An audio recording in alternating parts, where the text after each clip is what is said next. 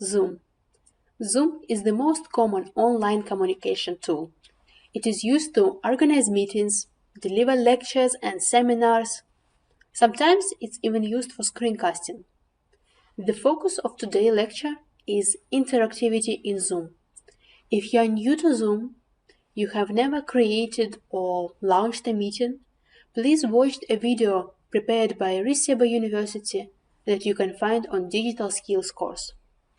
But the focus of today's video, the video that you're currently watching, is how to create and run polls in Zoom, how to share and download results of these polls, and how to track participation in Zoom sessions.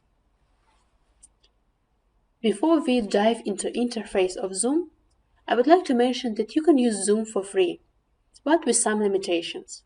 For example, you can have group meetings, and by group meeting I mean meetings with more than 2 people, and these meetings can last up to 40 minutes. And there is also a limitation on the number of participants that you can have in this meeting. This limitation is 100 people at a time. What you can do in Zoom, you can create unlimited number of meetings, and you can reuse the same link for the meeting that you have already made. In a situation, you deliver a lecture or a seminar, and you suddenly got a brilliant idea to check if students understand you or not. Or, for example, you want to give students a control over your lecture and decide what will be covered next. If you have 10 people in the class, it's easy to make them heard. However, if you already have 20 people, the task becomes tricky. Or imagine a situation when you have a nice short task that you would like your students to solve quickly, provide an answer, and continue your lesson. As soon as you receive 1-2 answers in the chat or by voice, other students are lost. You don't have a contact with them anymore. And here we can use an inbuilt poll tool in Zoom. Poll is a quick way to get opinion on certain question and to make a big audience heard. To configure a poll, open Created Meeting if you are not already in the meeting. To be able to create a poll, you should be a host or co-host. Press on the polls button on the bottom menu and then press Create. In opened browser window, you can start making your first poll. First, add a title to your poll. You will need it if you have more than one poll in the meeting. Then, set up questions and answer options.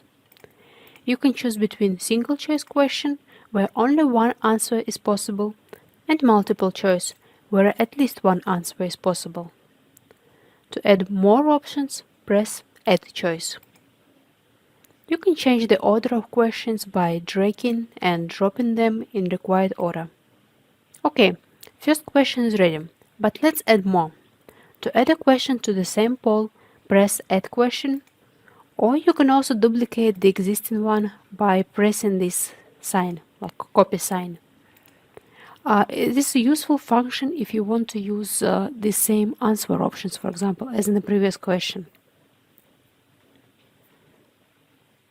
And we can do the same way as before. To do so, open additional option.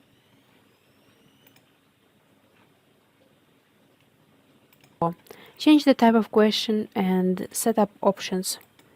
You can make your poll anonymous. To do so, open additional options on the bottom of the screen and allow participants to answer anonymously. If you don't click this option, only you can later see how individual participants have answered. You can create up to 10 questions per poll, and each question can have up to 10 answer options. But remember that all questions of the same poll are displayed simultaneously.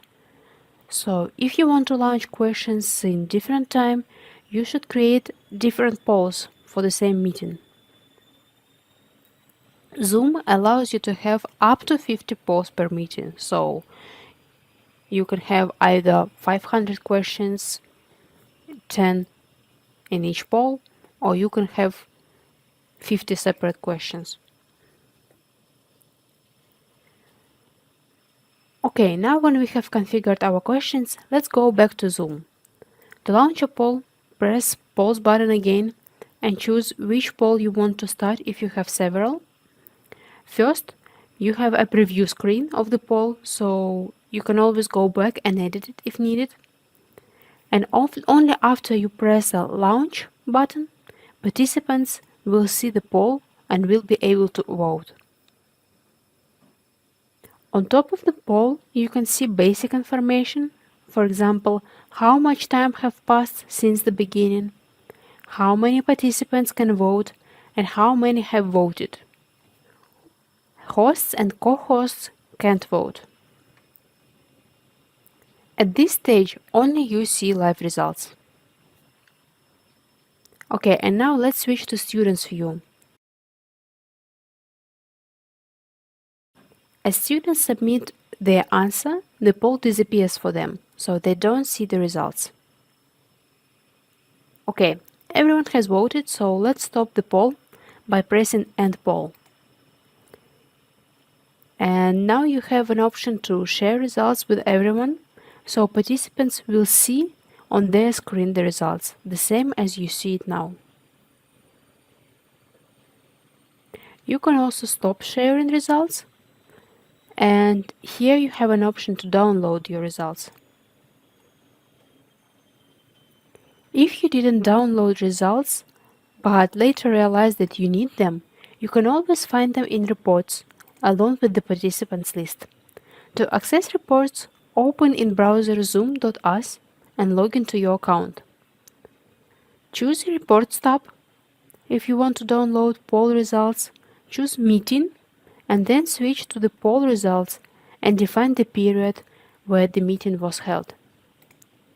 From here, you can generate a report for the past meetings and later you can download it.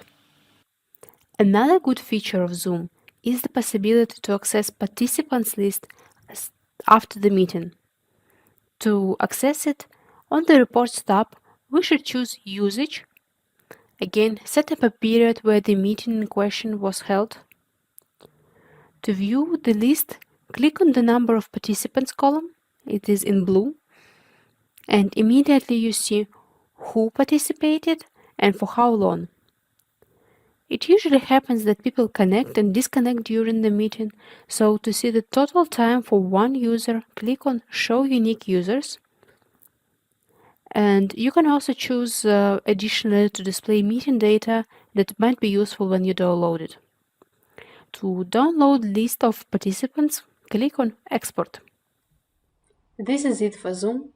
We have learned how to create and launch polls, how to download polls results, and how to download list of participants.